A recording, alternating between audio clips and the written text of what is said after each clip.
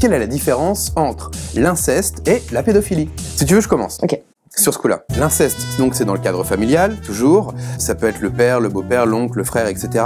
Le cas classique, ça va être le père qui est relativement égocentrique, qui a une sexualité assez pauvre. Dans le couple, ça se passe pas très bien.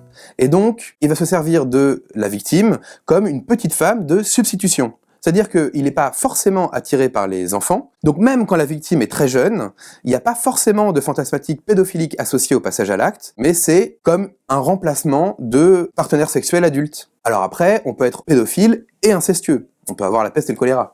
Bien sûr, bien sûr. Et en fait, ce que décrit Samuel, c'est ce qu'on appelle un acte opportuniste. C'est quand, en fait, l'homme est attiré par sa conjointe et qu'il a une sexualité, en effet, un petit peu pauvre, donc du coup, il est frustré, il a un manque sexuel. Il se trouve qu'il y a un enfant qui passe, son neveu, sa nièce, etc., sa fille. Et du coup, il se dit, oh, un être qui va peut-être être plus à ma disposition, j'y vais. Parce que la personne mineure, peut-être, va moins dire non. Ça, en criminologie, c'est ce qu'on appelle l'égocentrisme. Moi, je ne vois que moi, il n'y a que moi dans ce livre-là. Oui. Ce qui est un peu différent de la perversion, puisqu'il n'y a pas forcément de jouissance liée à l'emprise et à la manipulation, mais c'est plus un passage à l'acte sur une victime, parce qu'on peut le faire. Ouais. Voilà, tout simplement. Il y a une envie, il y a une possibilité, il y a une opportunité, et la personne, elle y va, tout simplement. Et c'est certainement la grande majorité des cas d'agression sexuelle. Oui, de manière générale. Et ce que je remarque aussi, c'est que les personnes qui ont une problématique incestueuse, c'est-à-dire qui sont attirées par des gens de leur famille, déjà l'inceste ne vient jamais seul. C'est qu'en général, dans les familles, il y a des essaims. Il y a des essaims partout. On retrouve que la tante a été agressée par le grand-père, que l'arrière-grand-mère elle-même a été agressée par son frère. Et ça, c'est quelque chose qui se transmet beaucoup parce que dans les familles, on n'en parle pas. C'est tabou et on se voile beaucoup la face pour éviter d'exploser l'équilibre familial, l'homéostasie familiale. Et du coup, c'est tabou en famille, la sexualité et les agressions, par un mécanisme de déni, c'est-à-dire que les différents membres de la famille sentent bien que c'est bizarre.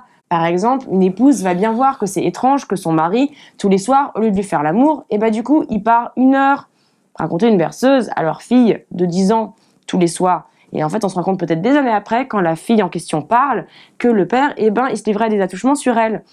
On peut se dire, quand même, sa mère, elle a rien vu, etc.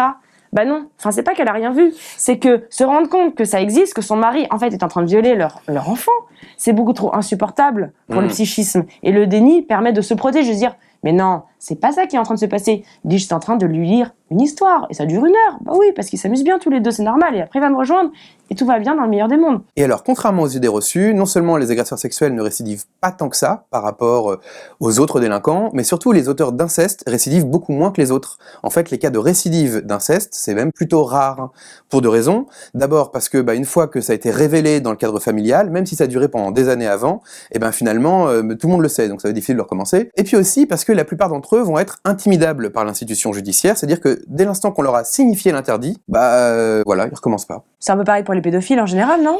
Moins, parce que avec les pédophiles, il y a plus cette dimension d'envahissement fantasmatique, et donc comme ils sont prises avec leurs pulsions... Ils sont plus fixés. Et c'est quand même plus présent, en fait. Donc le risque de passage à l'acte est quand même plus important. Il peut même y avoir parfois une dimension addictive. À force de penser à ça en permanence, il finit par y avoir un dérapage.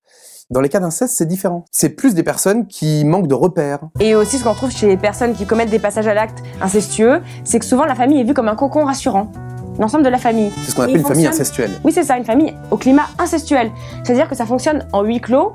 Tout ce qui est en dehors de la famille fait peur. Donc, en fait, dans les familles incestueuses, c'est possible que les parents ne se baladent jamais à poil devant leurs enfants, mais il y a un climat incestuel. C'est-à-dire, les limites sont poreuses. Il n'y a pas de limite, il n'y a pas de barrière entre les enfants et les parents des différents membres de la famille.